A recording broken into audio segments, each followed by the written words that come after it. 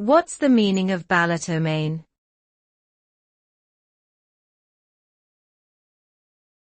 Balletomane.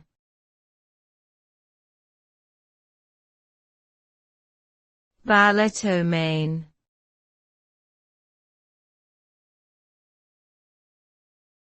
Balletomane.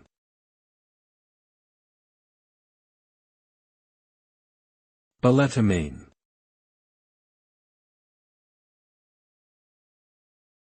Balletomane is a term used to describe someone who is enthusiastic about ballet and its performers. The word originated in the late 19th century and comes from the French ballet and mane, meaning enthusiast. Balletomanes are passionate supporters of ballet, attending performances regularly and keeping up with the latest news and trends in the dance world.